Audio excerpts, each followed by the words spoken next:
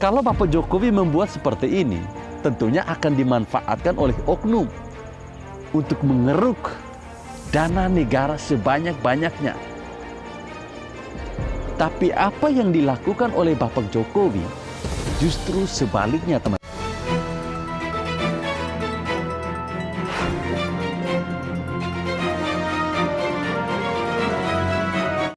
Assalamualaikum warahmatullahi wabarakatuh. Salam, salve, Om Swastiastu, Namo Buddhaya, salam kebajikan. Teman-teman, sebelum menonton video ini silahkan klik tombol subscribe dan juga like. Terima kasih. Baik teman-teman, video saya kali ini saya mau ada informasi penting yang ingin saya sampaikan kepada teman-teman terkait dengan isu bahwa Presiden Jokowi akan menghentikan sejumlah proyek strategis nasional. Nah, ini tentunya akan menjadi gorengan para kaum sakit hati, akan menjadi gorengan dari para pembencinya Jokowi. Saya yakin bahwa mereka pasti akan membuat sebuah narasi yang menyatakan bahwa apa bedanya Jokowi sama SBY. Tetapi sabar dulu ya. Proyek yang dihentikan ini teman-teman, proyek strategis nasional ini sebenarnya dia agak beda dengan proyek pada eranya SBY. Kalau zaman SBY dulu, proyeknya itu mangkrak, bukan dihentikan. Jadi agak beda ya.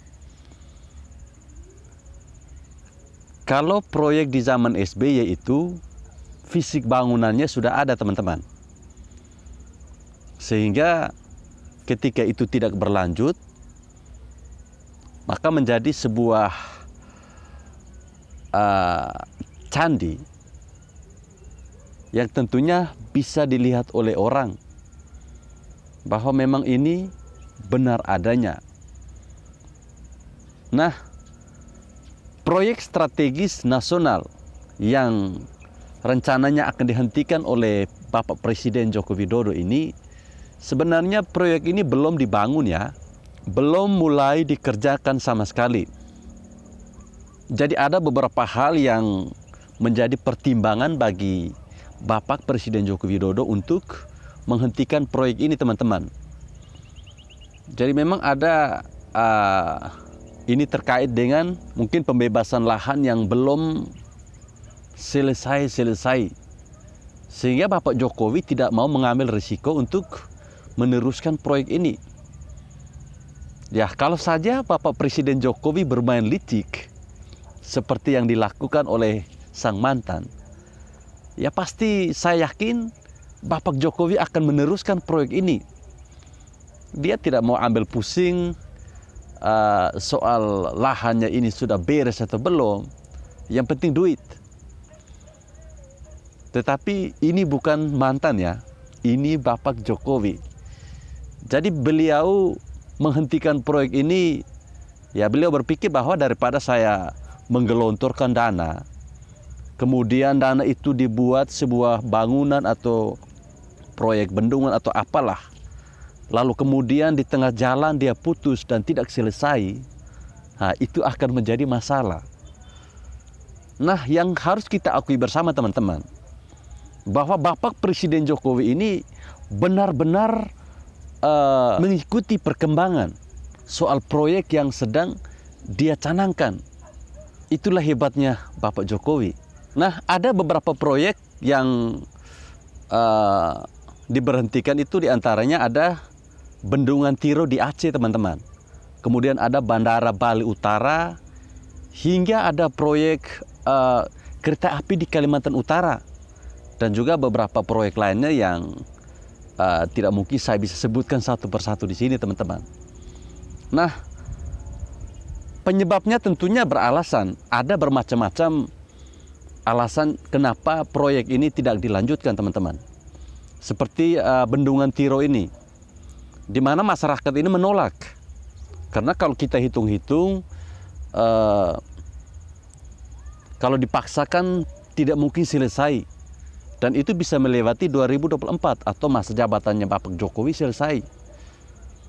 Kemudian ada beberapa proyek yang juga dihentikan karena memang tidak menunjukkan sebuah progres atau kemajuan.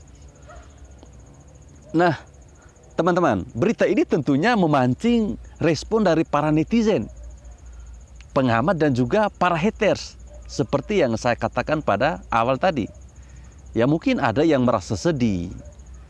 Bisa jadi masyarakat yang tadinya sudah senang bahwa akan ada proyek strategis nasional yang diselenggarakan di daerah mereka.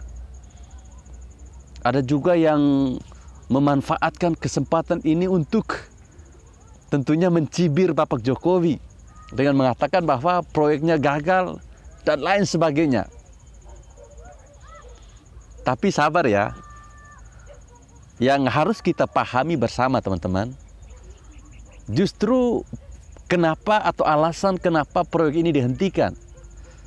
Ya saya kira kalau dihentikan dari sekarang saya pikir itu bagus. Karena ini tidak mengulangi kesalahan yang sama di eranya Bapak SBY dulu. Ketika proyeknya yang tidak jelas terus berlangsung, yang hingga pada akhirnya mangkrak teman-teman. Ya kalau Bapak Jokowi mau nakal, bisa saja Bapak Jokowi membiarkan proyek itu berjalan terus seperti eranya SBY dulu. Yaitu menggelontorkan dana proyek walaupun belum jelas selesai ataupun tidak. Nah, kalau Bapak Jokowi membuat seperti ini, tentunya akan dimanfaatkan oleh oknum untuk mengeruk dana negara sebanyak-banyaknya.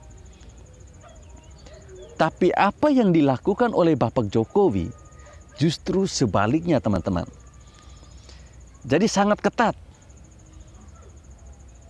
Jadi pemerintah ini tidak akan menghambur-hamburkan dana untuk proyek yang dirasa tidak akan selesai pada waktunya.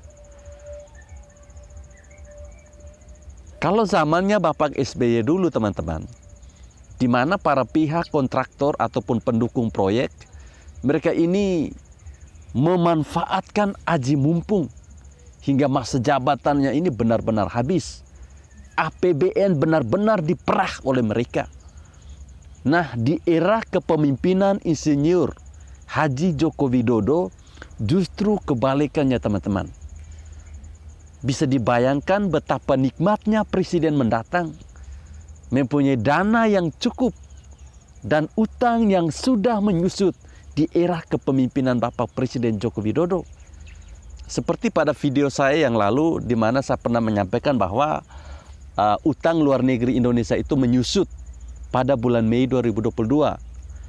Ya dengan demikian presiden mendatang tidak perlu lagi dipusingkan dengan utang yang menggunung, dengan proyek mangkrak yang menjadi beban negara. Ya tentunya Bapak Jokowi ini belajar dari sang mantan.